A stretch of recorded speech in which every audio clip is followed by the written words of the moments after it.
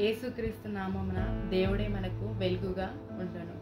ఈరోజు దేవుని వాగ్దానము మీకా గ్రంథము 7వ అధ్యాయము 8వ వచనము. నేను అంధకారమందు కూర్చుని ఉన్నను, యెహోవాయే నాకు వెలుగుగా ఉండును. మరి అంధకారమందు కూర్చున్నను, నాకు చీకటి కటిక చీకటిలో కూర్చున్నను, దేవుడే మనకి వెలుగు అని ఈరోజు వాగ్దానం చేస్తున్నారు. మరి వెలుగు ఎక్కడైతే ఉంటుందో మరి చీకటి మరి తెలియకుండానే వెళ్ళిపోతుంది.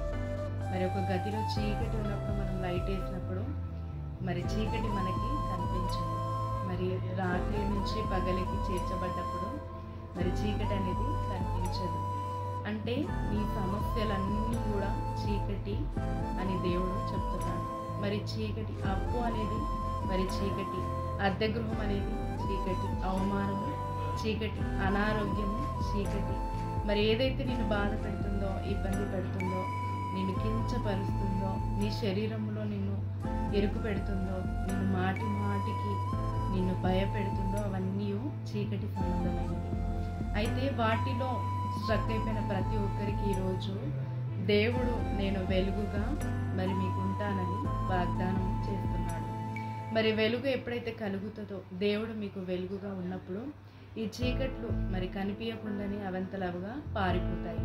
దేవుడు ఈ విధంగా మీకు సహాయము చేసి ప్రతి చీకటి నుంచి మరి ప్రతి బాధ నుంచి ప్రతి అంధకారం నుంచి విడిపిస్తానని వాగ్దానం చేస్తున్నారు. మరి చీకట్లో మనం ఏ పని చేయలేము, మరి భయపడతాము, ముందుకి నడవలేము, మరి ఎలాంటి సహాయము మనకి దొరకదు. మరి అదే వెలుగులో అయితే మనకు ఒక నిరీక్షణ ఉంటుంది, ఒక విశ్వాసం ఉంటుంది.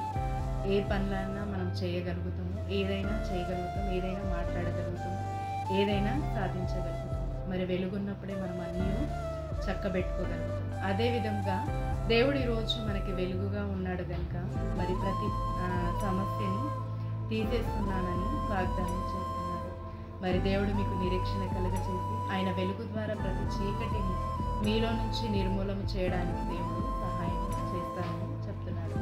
మరి దేవుడు మీకు గొప్పగా విశ్వాసాన్ని కలగజేసి నిరీక్షణ కలగజేసి చీకటిని పారదోలే గొప్ప ఆశీర్వాదాన్ని దేవుడు దయచేయను గాక. ఈ వాగ్దానము, ఈ వాక్యము మనందరి జీవితంలో నెరవేర్చబడి ఈ క్షణం నుంచి ప్రతి చీకటికి అంతమవును గాక. ఆమేన్. ప్రార్థించుకుందాం. తండ్రి, యేసుక్రీస్తు నామమున ప్రార్థిస్తున్నాము.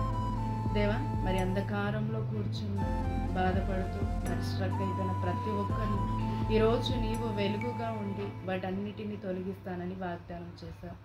మరి ఈ వాక్యములో, ఈ వాగ్దానములో, ఈ ప్రార్థనలో పాల్గొంటున్న ప్రతి ఒక్కరి జీవితంలో నువ్వు వెలుగు కలగచేసి అద్భుత సాక్ష్యాలని దయచే ప్రభా. ఏ విషయమైతే మరి వాళ్ళు చీకటిగా భావించి ఈ ప్రార్థనలో ఏకీభవిస్తున్నారో, ఏ చీకటి సమస్య అయితే చెప్తున్నారో దానంతయో నువ్వు వెలుగుగా మార్చినందుకు వందనాలు. మరి సాక్ష్యంలో తెచ్చినందుకు వందనాలు. చెప్పే ధైర్యాన్ని కూడా వారికి దయచేయి. మరి అనేక అద్భుతాలకి మరి ద్వారం కూడా తెరవమని యేసుక్రీస్తు నామమున ప్రార్థిస్తున్నాను. మీ ప్రతి చీకటికి దేవుడు వెలుగు కలగజేస్తున్నానని మరి వాగ్దానం చేశాడు. తప్పకుండా దేవుడు ప్రతి దానికి పరిష్కారమును దయచేసి ఉన్నాడు. మరి సాక్ష్యము అంటే దేవుడు మీ చీకటిని తీసేసి వెలుగుగా మార్చిన ప్రతి కార్యాన్ని మరి మీరు కామెంట్ రూపంలోనైనా తెలియచేయండి. దేవుడికి ఘనత కలుగును గాక. దేవుడు ప్రతి జీవితంలో అద్భుతము చేస్తున్నాడు.